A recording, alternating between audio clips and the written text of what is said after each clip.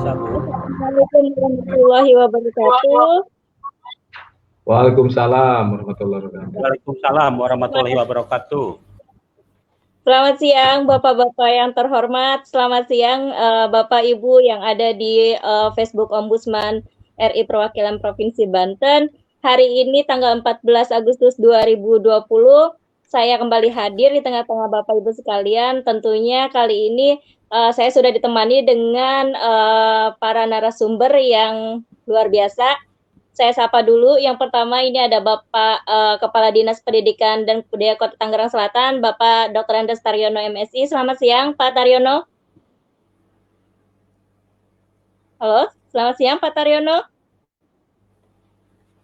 Ya, kita sedang belum terdengar. Ya, Pak Taryono sudah hadir. Selamat siang. Masih unmute. Oh, masih unmute. Kalau gitu saya sapa yang lain dulu. Ada Bapak Wasis Dewanto, Kepala Dinas Pendidikan dan Kebudayaan Kota Serang. Pak Wasis, masih belum siap juga kameranya? Sudah? Oke, baik. Selamat siang, Pak Wasis. Apa kabar? Suaranya belum masuk, Pak Wasis. Mungkin bisa dicek lagi, mungkin masih di-unmute.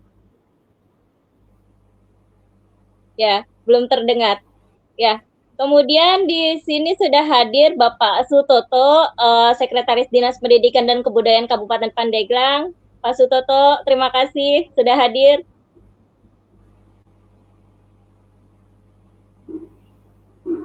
Siap, Bu. Ya, Hadir. terima kasih. Dan satu lagi perwakilan dari Dinas Pendidikan Kabupaten Serang, Bapak Dr. Andes Heriana MPD. Selamat siang, Bapak. Selamat siang, Bu. Ya, terima kasih Bapak-Bapak sudah bersedia mengikuti kegiatan hari ini. Mudah-mudahan kita selalu sehat ya Pak ya di tengah pandemi ini. Amin. Oke, baik. Ya. Ya, Pak Taryono masih belum bisa dengar suara saya, Pak Taryono? Di Tangsel?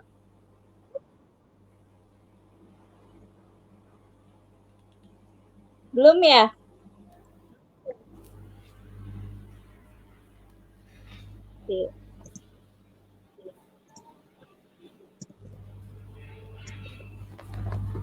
Oke.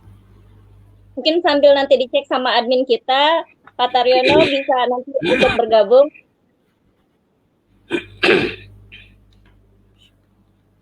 Ya, langsung saja Pak, kenapa kita mengangkat tema kesiapan belajar tatap muka di sekolah? Sekarang kan memang Pak Menteri juga sudah menyampaikan bahwa wilayah-wilayah yang masuk ke zona kuning dan hijau sudah dapat dilakukan sekolah dengan tatap muka ya Pak. Seperti itu atau bagaimana Pak? Bisa dikonfirmasi? Saya mungkin ke Kota Serang dulu nih Pak Wasis.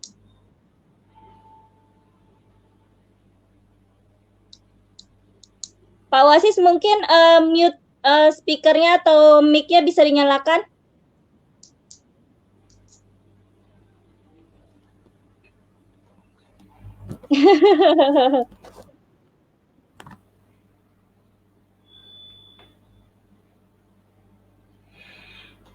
Ya, Pak Wasis.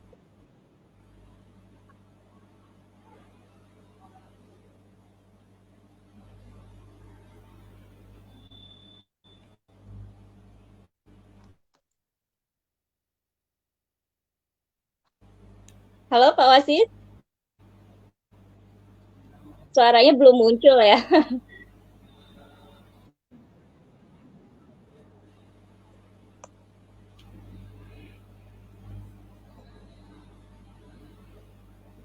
Belum terdengar Pak Wasis?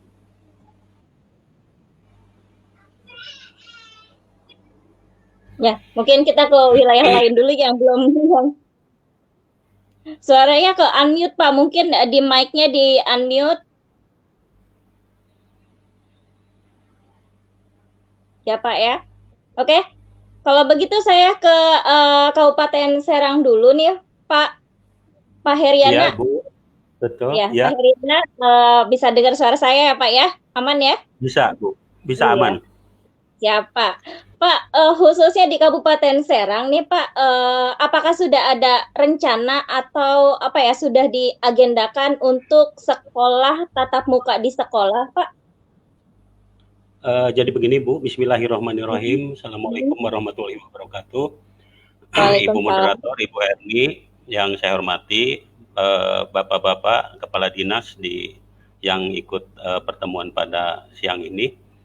Pertama, saya ingin mengucapkan permohonan maaf dulu, Ibu.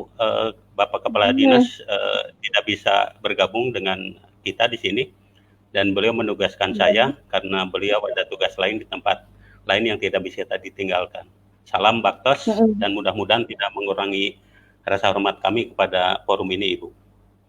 Berkenaan dengan kesiapan rencana pembelajaran tatap muka di masa pandemik ini, kita ini memproyeksikan begini, Bu. Pertama, sejak awal kita sudah siap siaga, Bu.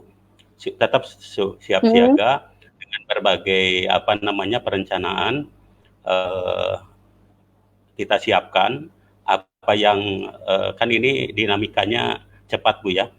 Ketika kita sedang belajar, kemudian ditetapkan BDR, kemudian kita juga tidak tahu pandemik ini kapan akan berakhir, sehingga sepanjang waktu BDR pun kita sudah siap sebetulnya, Ibu, dengan berbagai rencana yang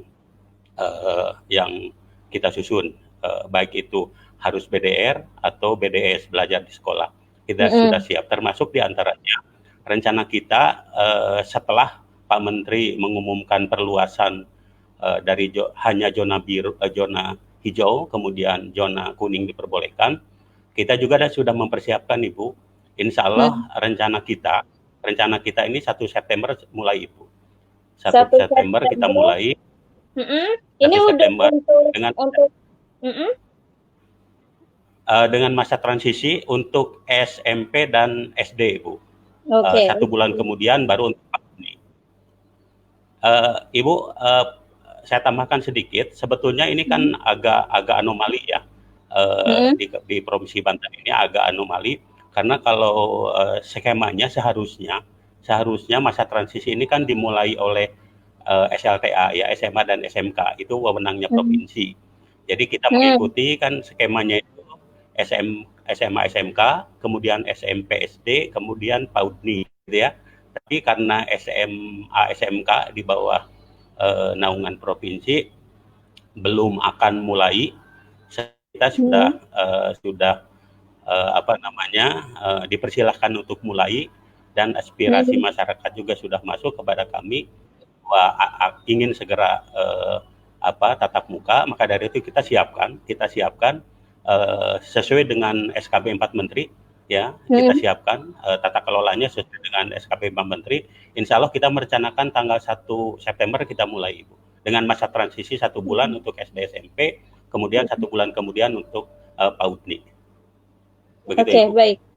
Ya, jadi rencananya 1 September ini ya Pak ya, masih ada sekitar 2 atau 3 minggu lagi untuk persiapan ya Pak? Persiapan, karena persiapannya kan juga harus matang, Ibu ya. Persiapannya seperti yang dipersyaratkan di beberapa petunjuk, bahwa kita harus betul-betul siap. Di antaranya kesiapan sekolah, kesiapan orang tua, termasuk juga kesiapan pemerintah daerah dan sebagainya. Itu, Ibu. Oke, baik. Terima kasih, Pak. Jadi informasinya adalah bisa dipastikan untuk 1 September ini bisa belajar di sekolah ya untuk SD dan SMP. Iya. Insya Allah. Oke, baik. Terima kasih, Pak Heri. Kemudian, Pak, saya beralih ke Pak Wasis. Sudah bisa, Pak Wasis? Suaranya ke unmute ini, Pak. Pak Wasis? Kenapa ya? Iya, itu sudah, Pak. Masih belum bisa ternyata. Oke, nanti mungkin admin kita akan menghubungi Bapak ya, Pak Wasis ya. Audio. Oke. Pak Taryono, apa Pak Taryono sudah bisa bergabung?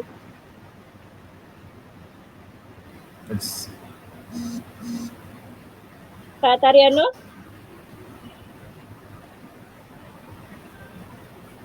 Masih belum ya. Mungkin nanti bisa komunikasi dengan admin kita ya. Pak Wasis bisa cek suara dulu Pak Wasis.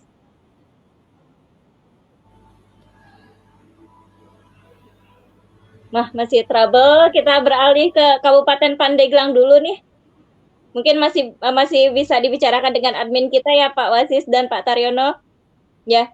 Ke Kabupaten Pandeglang, Pak Sutoto.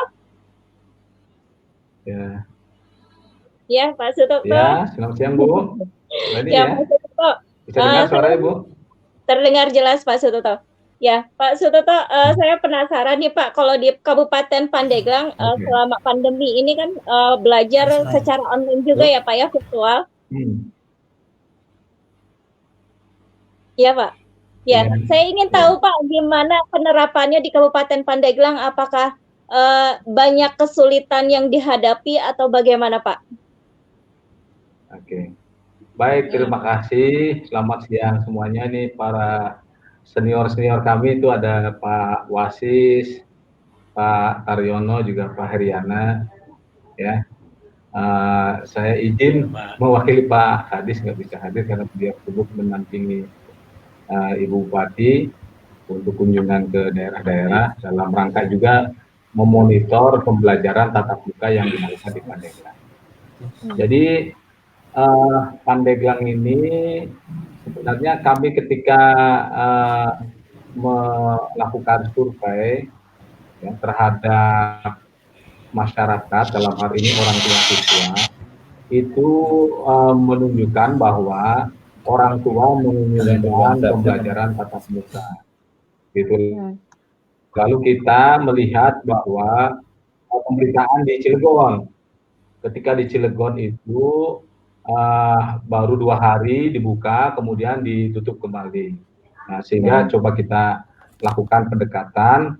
Mengapa tadi sudah dikatakan oleh Bu Heni bahwa kita sudah upaya dengan pola daring, namun terkendala karena Pandeglang masih ada sekitar 30% daerah black spot, tidak ada jaringan internet, sehingga kita upayakan untuk melakukan pembelajaran luring. Nah, kemudian hasil survei yang akhirnya kita pelajari menunjukkan bahwa keinginan orang tua siswa untuk pembelajaran tatap muka, kita lakukan rapat evaluasi dengan Satgas di tingkat kabupaten, dan hasilnya itu untuk Pandeglang itu 27 kecamatan masuk pada zona hijau.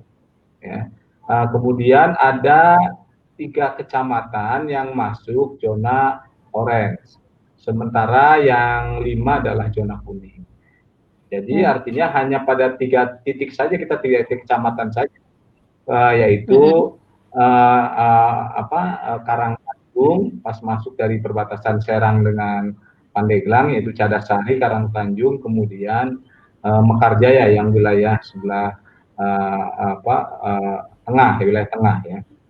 Nah, itu pun kalau kita pelajari memang mereka tidak berasal dari penduduk yang memang tinggal di Pandeglang, tetapi rata-rata yang kena itu adalah yang bekerja di Jakarta, kemudian ketika sakit pulang ke Pandeglang.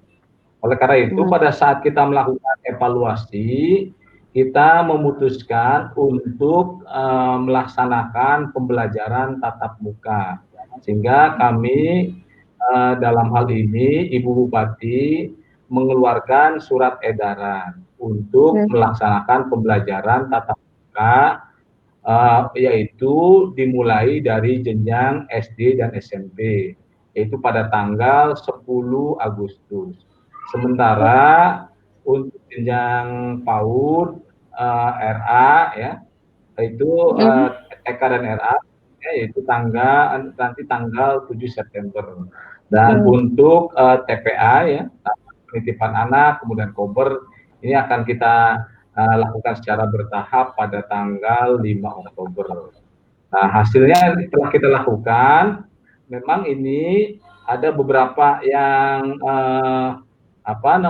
masalah juga yang di lapangan, terutama ketika kita baru berjalan sehari, itu ada penduduk yang di belakang sekolah, ya, ada di belakang sekolah itu terkena gitu ya, terkonfirmasi positif yang tadi mereka yang bersangkutan kerja di Jakarta, kemudian pulang, ya, lalu diinformasikan terkena, sehingga kami melakukan kondisi seperti itu, yaitu ada 3 sekolah yang di sekitar wilayah penduduk tersebut kita BDR-kan lagi.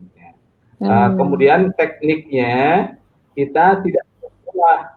Tadi sudah dikatakan oleh Pak Heriana, jadi ada persyaratan ketat yang kita terapkan, ya, yaitu yang pertama sekolah tersebut sudah memenuhi protokol kesehatan. Jadi kita ada daftar periksa bahwa itu protokol kesehatan. Kemudian yang kedua, dibuat surat pernyataan orang tua bahwa memang orang tua menginginkan dan siap menanggung risiko ketika dilaksanakan pembelajaran tatap muka. Yang ketiga, ada persetujuan dari Satgas Kecamatan. Ya. Dan yang keempat, ada rekomendasi dari pengawas sekolah atau penilik PAUD, urut jenjang PAUD. Ya. Nah, itu persyaratan yang kita terapkan. Sehingga dari 865 SD, kita yang bisa diizinkan untuk melaksanakan pembelajaran tatap muka yaitu 427 atau 47%. Ya.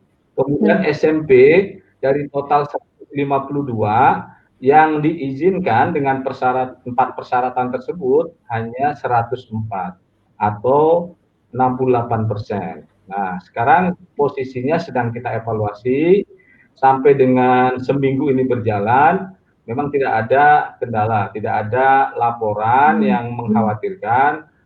Ya, sampai hari ini hari Jumat, nanti besok kita evaluasi total. Kalau memang memungkinkan, maka akan melakukan untuk pembelajaran tatap muka, khususnya SD dan SMP. Terputus kembali.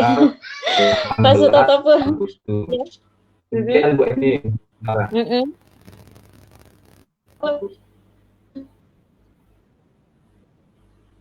Mungkin jaringannya kurang baik nih. Ya. Ya, baik Pak.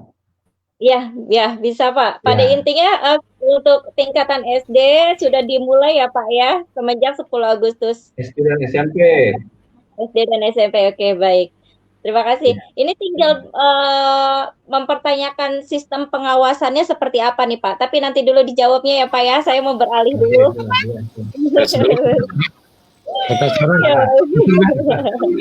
Ya, terima kasih Pak Sutopo. Pak Wasis sudah bisa dengar Pak Wasis? Bisa suara? Sudah ya Pak? Ya, baik. Sudah terdengar Pak? Ya, masih dengaran udah. Iya. Masih Pak Wasis, izin bertanya nih Pak. Pandeglang masih bicara. Enggak, terus. Ya. Pak, banyak sekali yang mempertanyakan Pak, untuk Kota Serang nih Pak, kapan bisa dibuka sekolah untuk belajar di sekolah Pak? Ya, terima kasih Ibu Eni. Assalamualaikum warahmatullahi wabarakatuh. Teman-teman dari Dinas Kabupaten Serang, Pandeglang, Tangsel, gitu Pak Taryono. Yang pertama tentu saja kita menyambut gembira kebijakan penyesuaian pembelajaran di masa pandemi COVID-19. Ada kebijakan baru yang sebelumnya disampaikan teman-teman bahwa zona hijau yang semula hanya diizinkan untuk zona hijau lalu diperluas menjadi zona kuning, itu membuat saya kira kegembiraan juga. Tetapi ini juga tantangan karena seperti disampaikan teman-teman tadi ada pengalaman-pengalaman yang cukup tidak mengenakan, sehingga pembelajaran sudah bagus, lalu terkendala, sehingga harus tutup kembali. Untuk Kota Serang, sejak tanggal 7 Agustus 2020 kemarin, ketika SKB 4 Menteri ada penyesuaian, kami melakukan persiapan-persiapan. Harus hati-hati betul pelaksanaan, tetapi kami tidak ingin lama-lama. Kami mendesain tanggal 18 Agustus, besok pasca HUT Kemerdekaan RI, kami akan langsung buka tatap muka untuk SD dan SMP. Nah, persiapan-persiapan kami lakukan tentu saja maraton. Sejak tanggal 7 itu kami persiapkan pertama tentu saja SOP, baik SOP BDR yang sudah berjalan maupun SOP tatap muka. Kami siapkan keduanya karena tadi disebutkan oleh Sekretaris Pandeglang, syarat berjalan tatap muka harus dapat izin dari orang tua. Nah, kalau orang tua itu tidak mengizinkan, ya kita beri kesempatan untuk tetap melaksanakan BDR. Jadi format yang kami siapkan, sudah kami siapkan, pertama adalah SOP, kemudian surat izin kepada pemerintah daerah, dalam hal ini Ketua Gugus COVID-19 maupun Pak Wali Kota. Pak Wali Kota merespon cukup baik, sehingga mengizinkan kepada kami untuk membuka tatap muka mulai tanggal 18 Agustus. Khusus untuk SMP, tadi kita transisi 1 bulan, lalu mudah-mudahan pelaksanaan Kota Serang tidak ada kendala, tidak ada yang terpapar COVID, baik peserta didik maupun para guru, sehingga kita bisa memberikan kesempatan buat anak-anak PAUD kita belajar kembali di sekolah. Tentu saja dengan protokol COVID kesehatan yang cukup ketat. Nah, langkah-langkah berikutnya yang kami sudah siapkan, kami simulasi hari ini model sekolah di satu sekolah dasar SD 2 Kota Serang.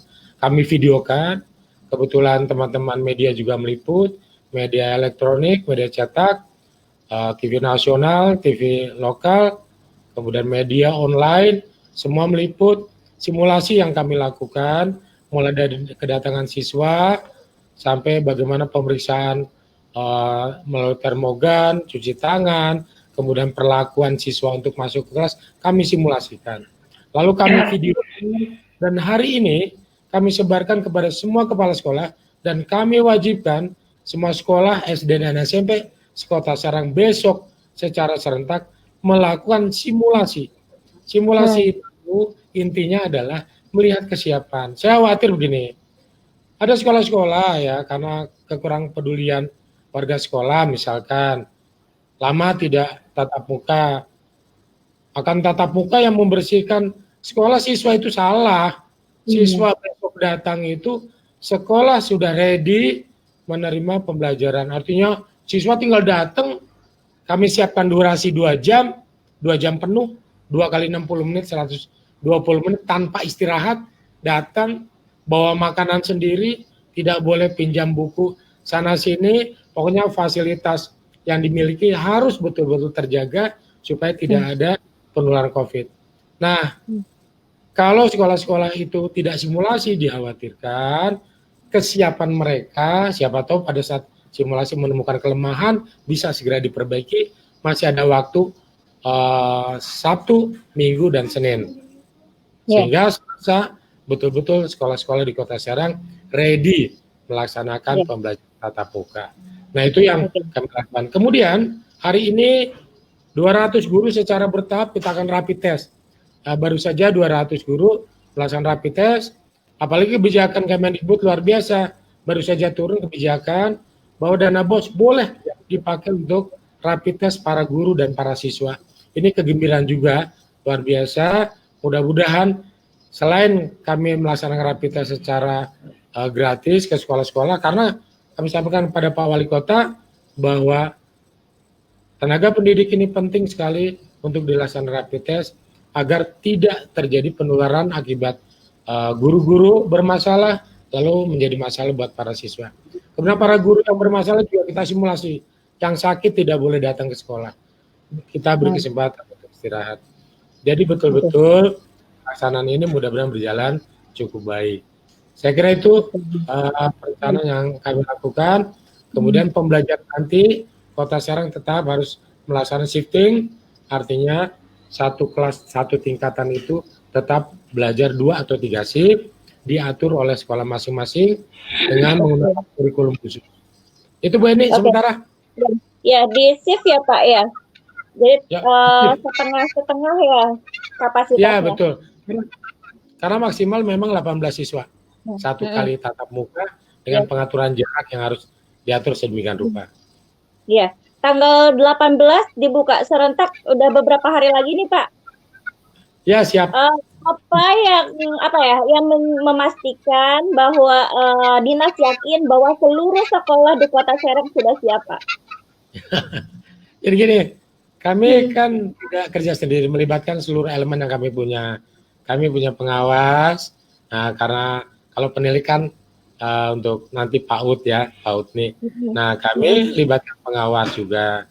Jadi kontrol terhadap pelaksanaan simulasi besok itu akan diawasi langsung oleh para pengawas yang kami punya. Mudah-mudahan cukup. Kemudian ada persyaratan-persyaratan juga yang kami sudah edarkan, format-format yang harus diisi. Sekolah harus mengisi 2 format. Yang pertama, format kesanggupan kepala sekolah menjalankan tatap muka dengan persyaratan yang harus diisi, prasarana-prasarana tersedia, kemudian sistem atau SOP di sekolah siap. Yang kedua, kesanggupan dari guru-guru juga. Dan pernyataan itu harus ditandatangani oleh kepala sekolah dan komite sekolah di atas materai sebagai surat pertanggungjawaban mutlak dari kepala sekolah supaya ada rasa tanggung jawab. Kemudian format persetujuan yang kami sebarkan juga melalui sekolah-sekolah kepada orang tua. Mudah-mudahan hari ini masuk semua dan mudah-mudahan tadi itu hasrat ingin tatap muka itu kan seperti disampaikan teman-teman sebelum ini, ada hasrat dari para orang tua, kesulitan-kesulitan belajar. Disinilah kehebatan BDR. Ternyata baru sadar bahwa para guru itu memegang peranan penting ketika pembelajaran. Para orang tua baru merasa pusing ada benar gitu ya. Berarti 8 jam selama ini atau 6 jam selama ini dititipkan ke guru lumayan terbebas dari tekanan mereka itu ya. Saya kira itu ya. Ibu ini cukup dulu atau tambahan?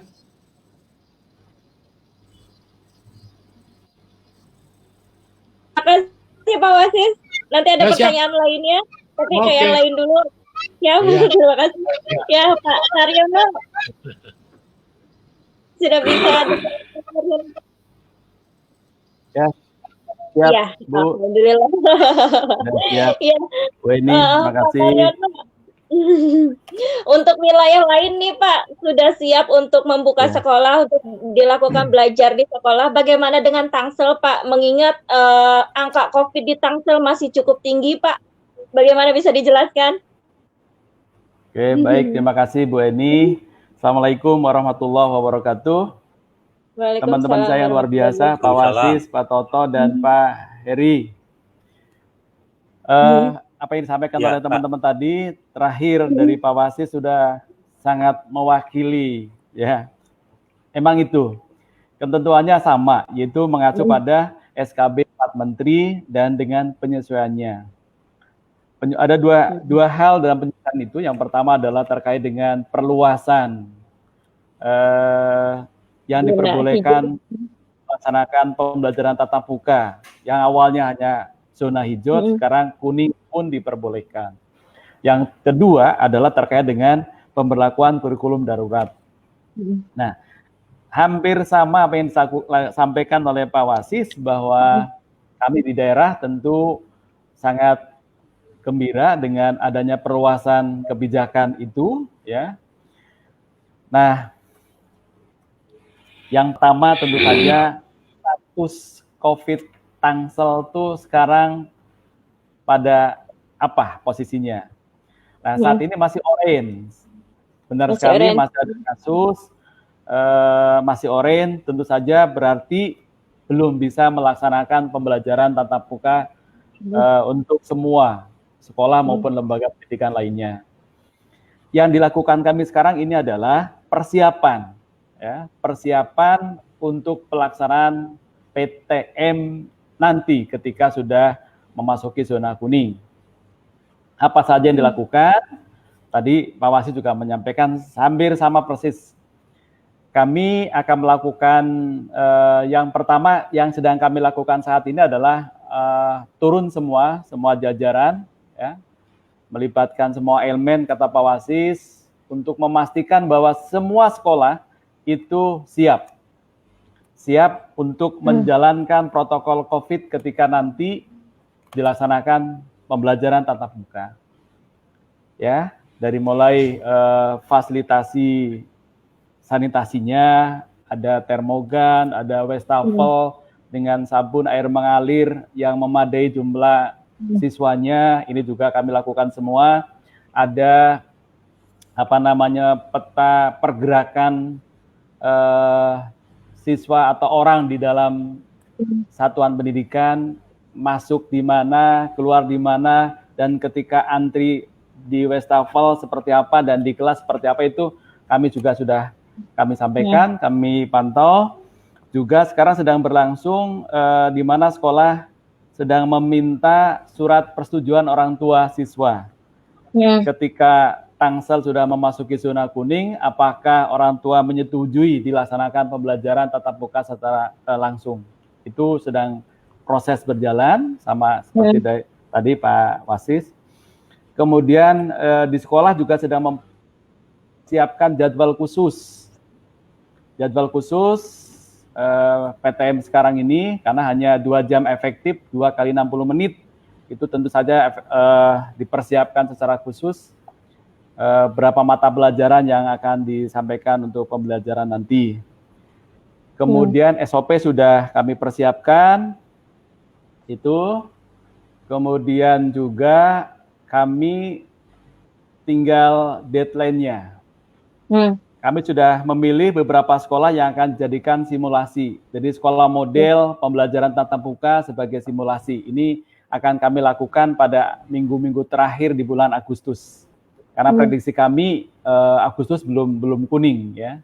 Mudah-mudahan cepat kuning.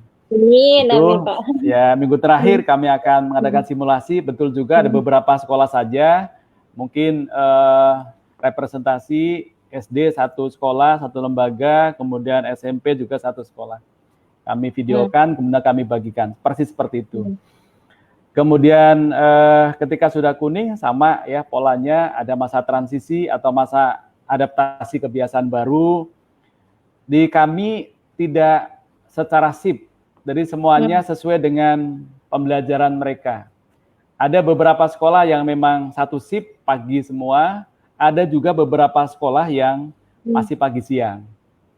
Posisinya sama, hanya dibagi sesuai dengan jumlah siswa yang bisa memenuhi protokol COVID dengan jarak minimal 1,5 meter. Rencana kami adalah 2 bulan pertama pada masa transisi atau adaptasi kebiasaan baru, itu anak-anak per kelas dibagi menjadi 3 kelompok. Ini masa transisi.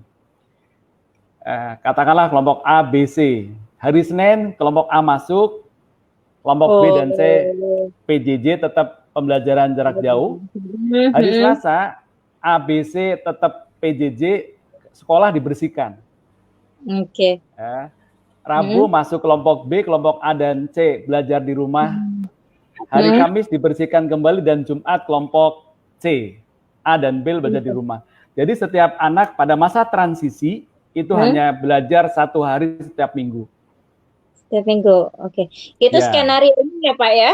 Iya, seperti itu. Dan nanti pada saat kebiasaan baru, kalau clear tidak ada kasus COVID, maka dilanjutkan dengan masa kebiasaan baru, itu nanti separuh. Setengahnya, oke. Katakanlah pakai yang gampang, pakai ganjil genap juga boleh, gitu ya. Bukan 1 hari per setiap minggu, tapi lebih. Saya rencanakan 2 hari setiap minggunya. Senin, Selasa kelompok A, kelompok B-nya belajar di rumah. Hari Rabu dibersihkan. Kamis, Jumat kelompok B. Demikian.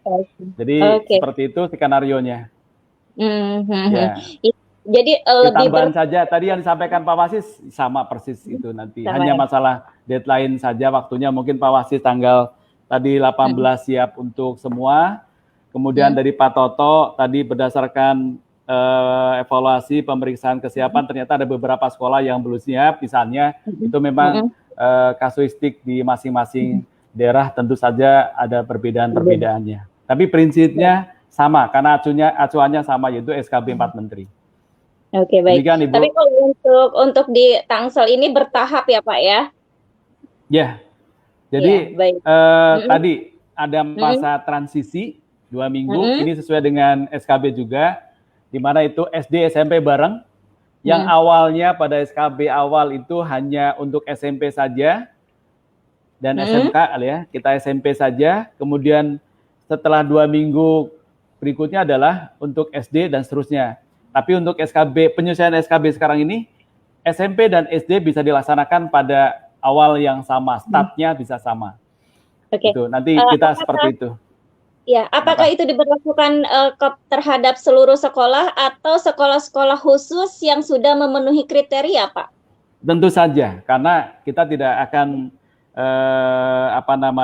mengingkari dari SKB 4 Menteri. Tentu saja yang diperbolehkan melaksanakan pembelajaran tatap muka adalah yang sekolahnya siap untuk melaksanakan protokol COVID-19. Pasti itu. Pasti.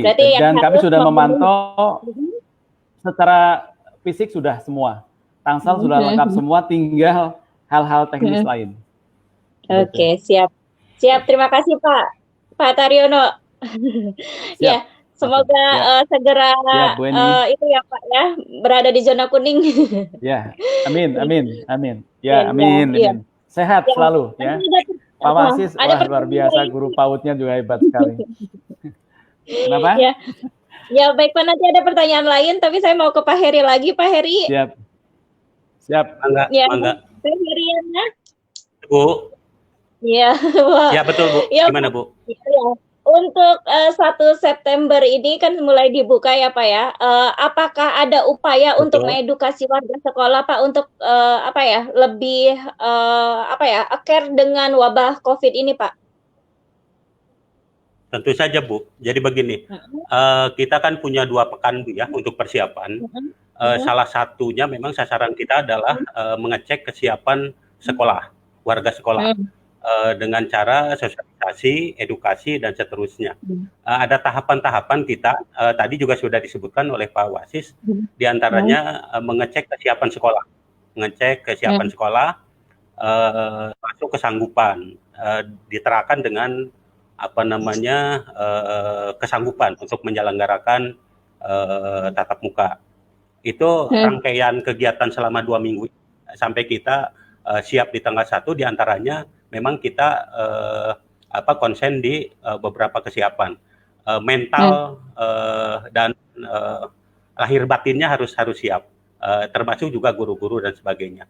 Rangkaian kegiatan kita Bu, diantaranya tanggal 18 itu kita akan sosialisasi kepada para ketua rayon, yang nanti ketua rayon bergulir ke seluruh kepala sekolah.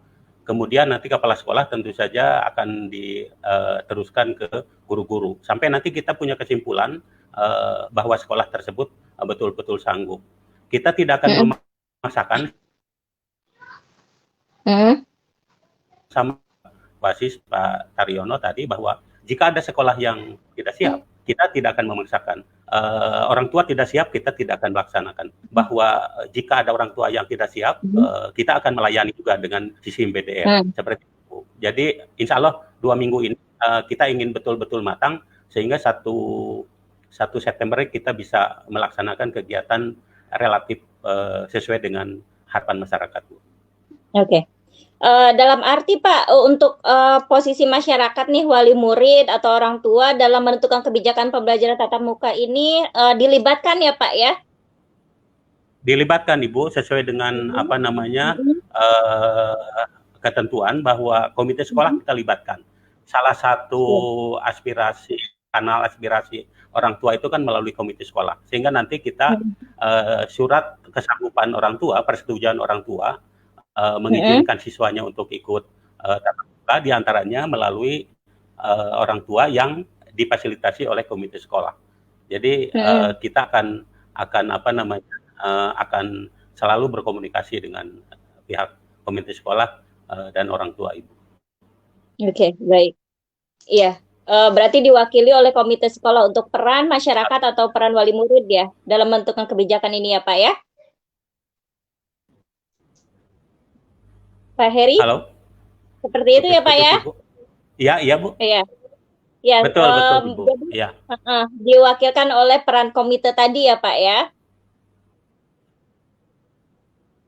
Jadi gini lagi Bu, tambahan ya.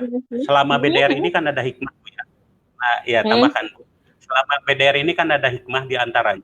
Kalau dulu kita mengenal Permen 30 2018 tentang peran serta keluarga di satuan pendidikan. Salah satu implementasinya kan ada yang namanya paguyuban kelas, paguyuban orang tua setiap kelas ya. Dan ini aktualisasinya justru ada kemarin ketika BDR itu Bu. Rata-rata wali kelas sudah punya WA dengan orang tua. Itu lebih memudahkan lagi sekarang. Jadi hikmah dari BDR kemarin, kita punya hubungan baik dengan para orang tua, maksudnya sekolah dan wali kelas, karena terhimpun tuh Bu, terhimpun di grup WA-nya wali kelas tuh. Komunikasi kita lebih lancar lah, gitu. Lebih intens komunikasi.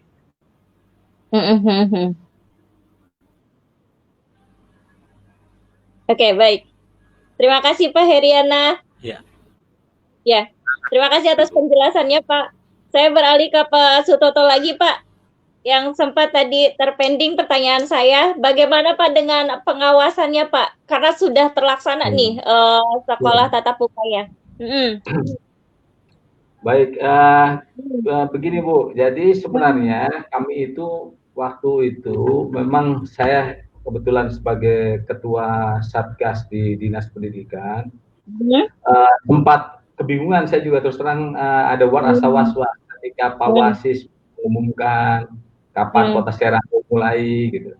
Tangsel juga saya Pak Taryono ada kabar-kabar belum, Lebak juga belum.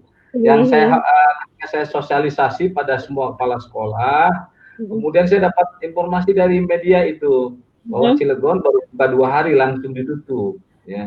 Sehingga sebenarnya saya juga pada saat itu didesak oleh tim Satgas Kabupaten, nanti saja dulu gitu. Jadi karena satu sisi ada desakan orang tua, hasil survei kami melakukan ada keinginan orang tua. Kemudian kita juga tadi ada 4 kriteria yang kita terapkan. 1 protokol, 2 pernyataan orang tua, yang ketiga persetujuan Satgas Kecamatan, yang keempat rekomendasi pengawas. Nah, yang ketiga ini agak sulit. Rata-rata camat nggak mau mengeluarkan persetujuan. Takut juga itu camat-camat itu ya. Nah, kemudian saya ingat itu waktu itu hari Jumat tanggal 7 itu masih saya bawa tuh surat edaran. Jadi saya posisi jam 2 sore itu di hari Jumat tanggal 7 itu baru para Pasekda. Itu pun kemudian saya merapat ke Ibu Bupati masih banyak bertanya. Ibu Bupati nggak mau tanda tangan.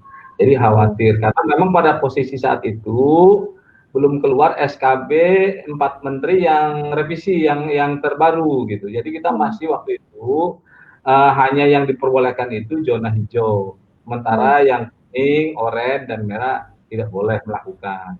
Nah, akhirnya kita dengan berbagai pertimbangan saya sampaikan pada Ibu Bupati, kita akan coba terapkan skemanya itu adalah skema ganjil genap.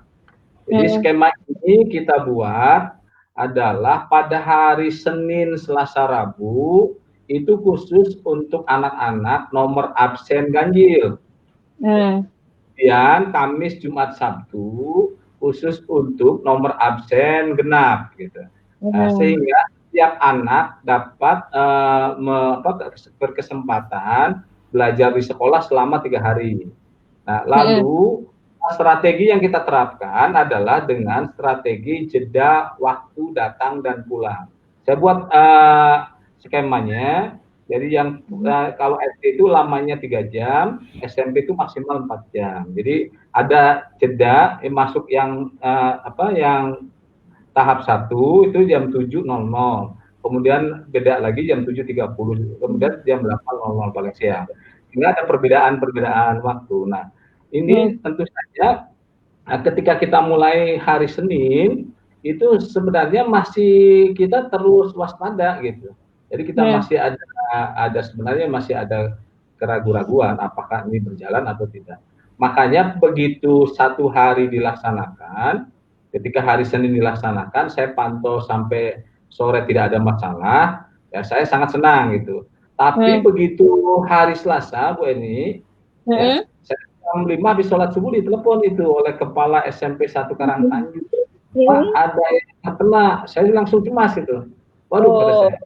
Ya, jadi saya langsung habis itu langsung starter mobil, langsung saya keluar ke lokasi itu. Nah, ternyata alhamdulillah yang saya dapatkan di lokasi masyarakat tersebut hanya penduduk yang memang ada di dekat radiusnya dekat dengan sekolah. Jadi di belakang sekolah ada perumahan di situ. Dan kemudian saya konfirmasi yang bersangkutan memang baru pulang dari Jakarta, dia bekerja di puskesmas di Jakarta Barat, kemudian ketika sakit dia pulang, kemudian terkonfirmasi positif. Sehingga kita ambil langkah langsung, ya sudah, sekolah ada 2 SD dan 1 SMP, kita BDR-kan dulu dengan langkah-langkah tersebut ya. Nah, lalu pengawasan sampai saat ini yang kita lakukan, tadi strateginya sudah disampaikan oleh Pak Kadis Tangsel, juga dari Kota Serang, juga dari Kabupaten Serang ya, bahwa kita lakukan pengawasan secara full time, 24 jam gitu Bu. Karena kita tahu laporan. Nah, yang kita ingin dapatkan terus informasinya adalah dari pengawas sekolah, karena dia ada di lapangan. Kemudian yang kedua adalah dari Satgas di tingkat kecamatan. Ya. Jadi kita lakukan. Nah, kemudian tadi kita hanya memperlakukan seminggu ini dari tanggal 10 sampai dengan hari ini tanggal 14 itu hanya 47% untuk SD, 68% untuk SMP. Nah, sisanya untuk SD nanti kita tunggu evaluasi hari ini ya. Saya perkirakan sih kemungkinan nggak 100% karena memang tadi belum semua camat-camat memberikan persetujuan terhadap untuk boleh diizinkan atau tidak. Jadi kemungkinan sekitar 200 sekolah atau nambah 25% ini kita tambah. Kalau memang tidak ada masalah, ya mudah-mudahan ya Bu, di Pandeglang. Ya. Itu Bu. Amin. Iya. Berarti untuk sekarang belum ada catatan ya Pak ya, ada kasus di sekolah gitu Pak? Belum ya, hanya di warga sekitar sekolah saja ya Pak ya? Sampai saat ini tidak ada, ya, tidak ada.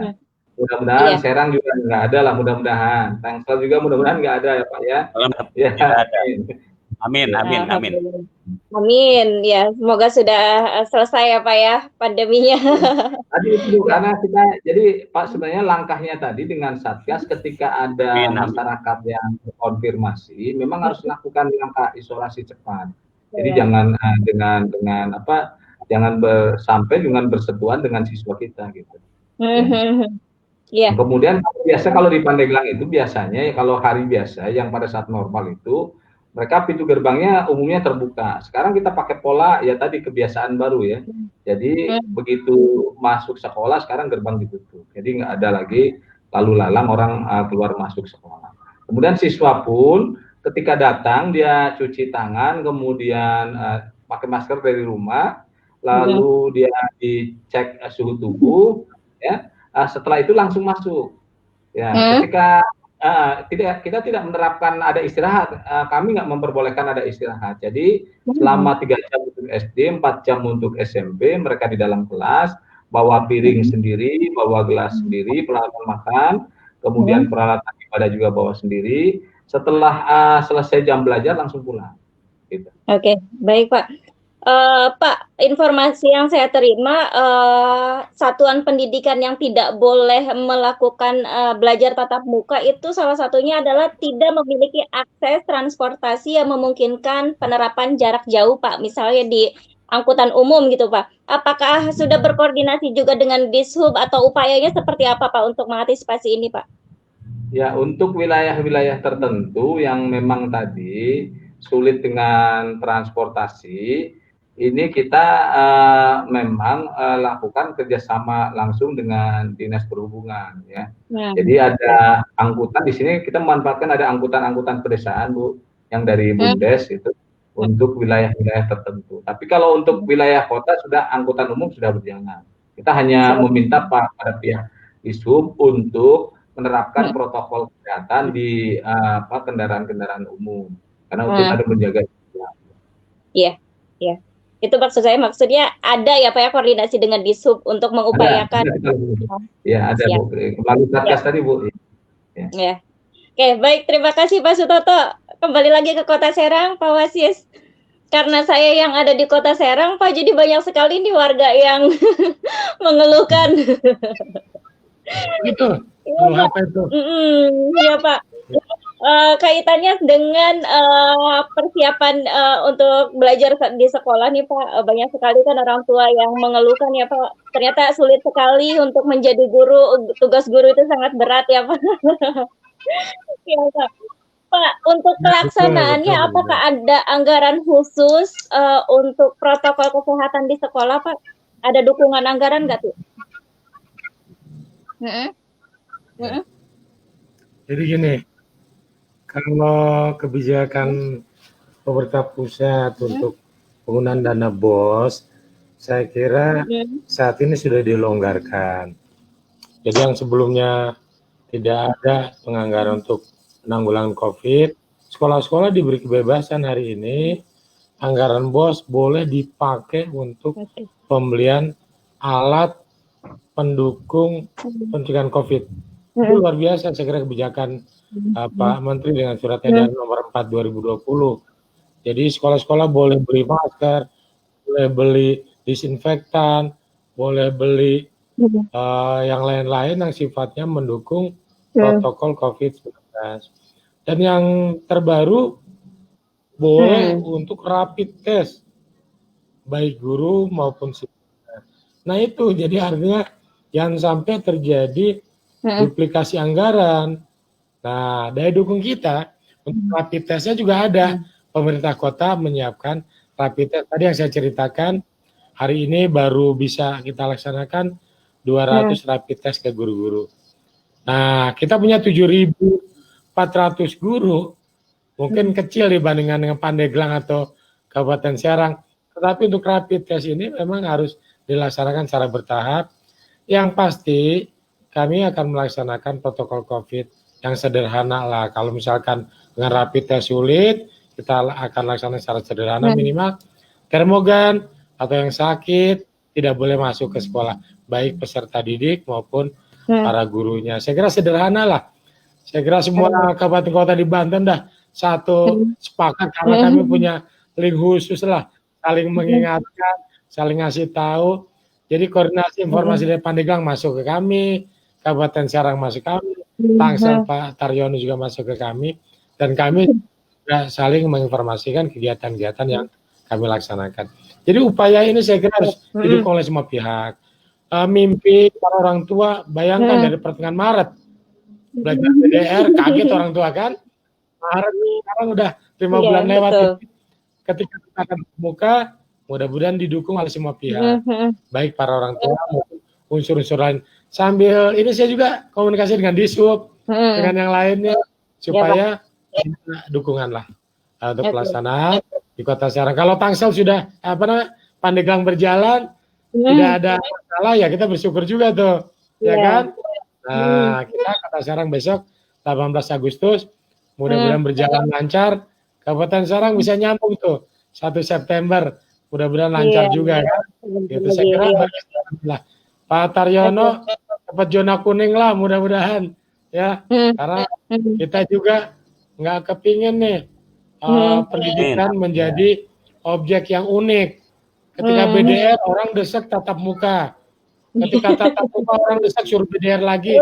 Ini seperti apa sebetulnya? Ya, jadi objek pendidikan. Pendidikan itu tetap mengedepankan keselamatan dan kesehatan anak. Kalau satu Provinsi Banten udah sepakat semua lah, makanya kita sepakat BDR waktu itu. Saya kira itu.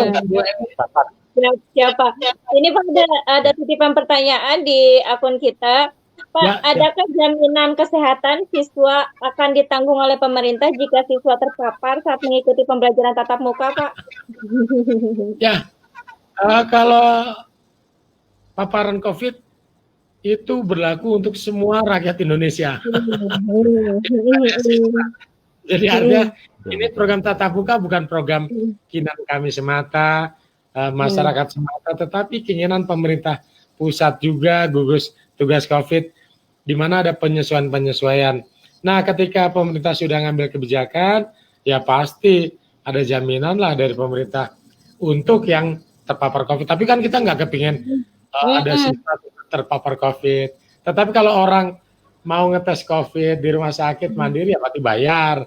Tapi yang terpapar, setahu saya yang terjadi di Kota Serang semuanya dibayar oleh pemerintah. Oke. Mudah-mudahan tidak ada ya Bu Eni. Nah, bukan hanya warga atau siswa saja ya Pak ya, tapi seluruhnya ya. Ya betul. Baik. Ya. Terima kasih Pak Wasis. Mudah-mudahan nanti tanggal 18 lancar. Mohon dipastikan persiapannya Pak. Amin.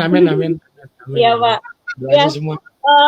Waktunya mungkin udah hampir habis nih, Pak Taryono, mungkin bisa disampaikan closing statement-nya agar semuanya siap, bukan hanya pihak pendidikan atau dinas atau sekolah saja yang siap, tapi wali murid, siswa pun siap. Apa Pak yang harus disampaikan? Ya, terima kasih. Belajar juga bagi teman-teman. Kami memang betul ada grup PA yang isinya semua kepala dinas dan kepala LPMP. Jadi semua di Banten itu saling berkoordinasi, Bu. Apa yang dilakukan Pak Wasis, saya tahu di sana. Pak Toto juga kami tahu semua.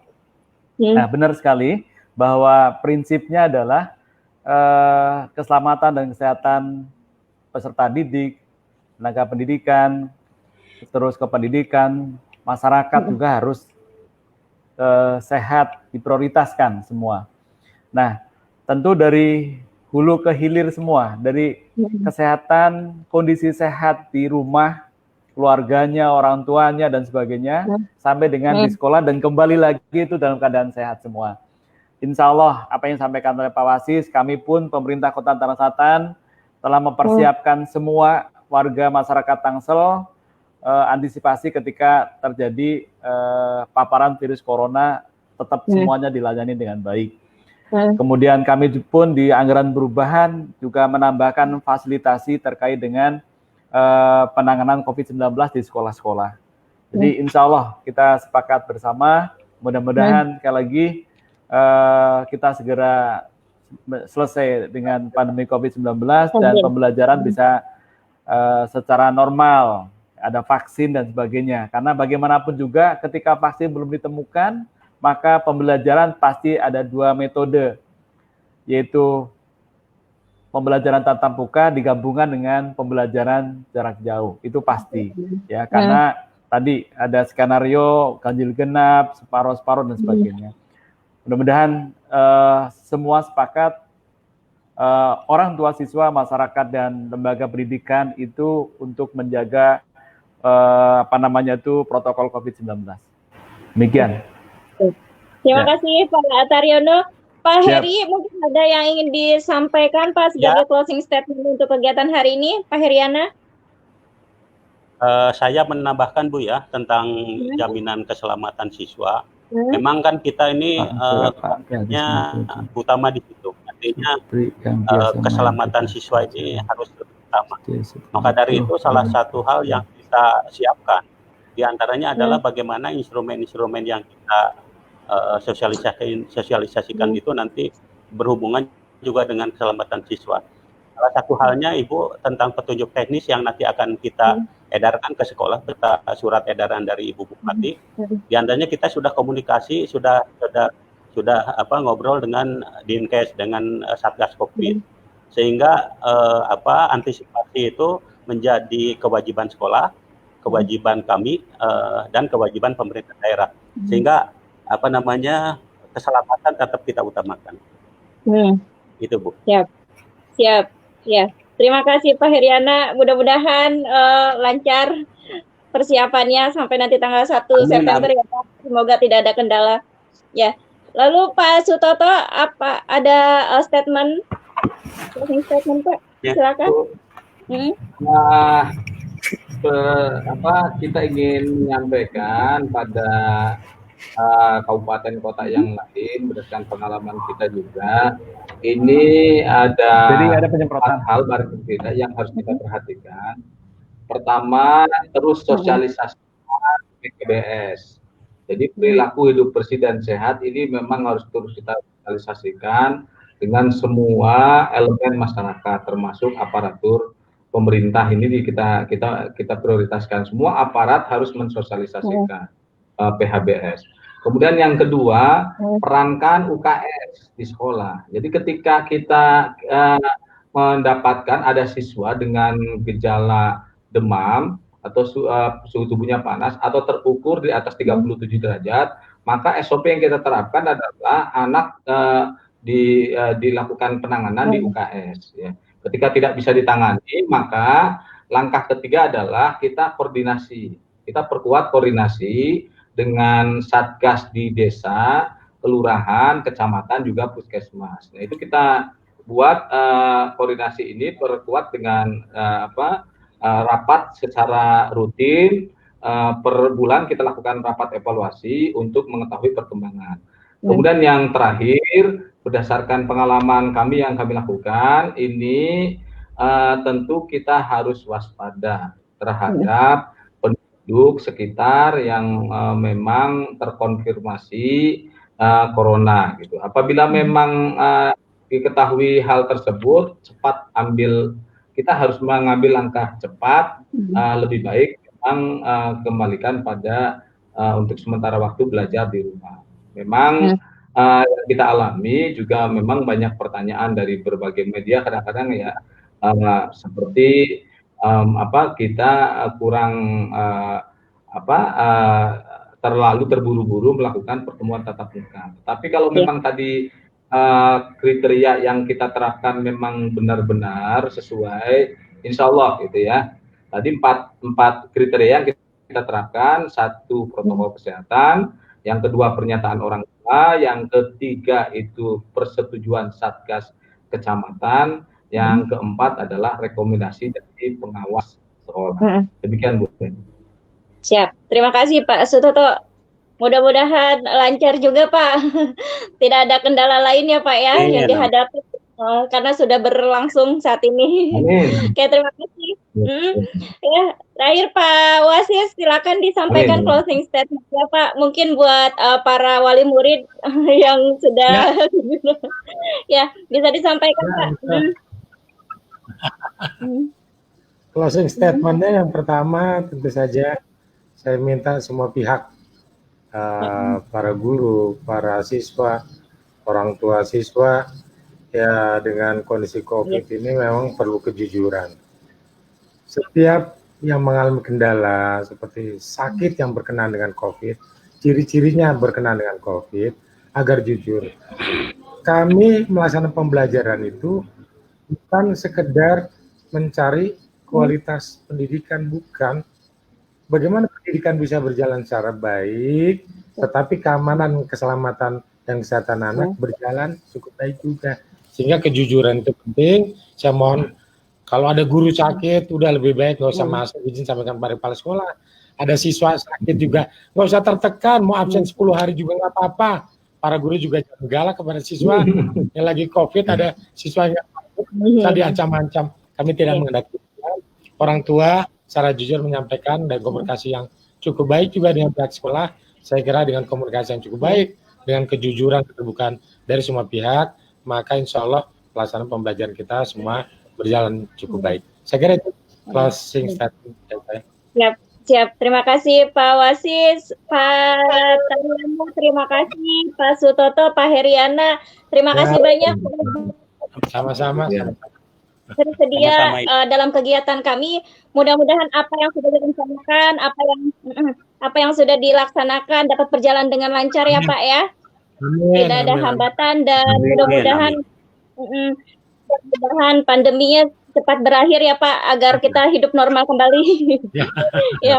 Betul. Ya, amin. Sekali lagi saya ucapkan terima kasih. Semoga kita semua dalam keadaan sehat terus ya Pak. Amin. Terima kasih banyak. Terima kasih Sama-sama. banyak. Amin. Saya akhiri. Wassalamualaikum warahmatullahi wabarakatuh. Waalaikumsalam. Waalaikumsalam warahmatullahi wabarakatuh. Terima kasih.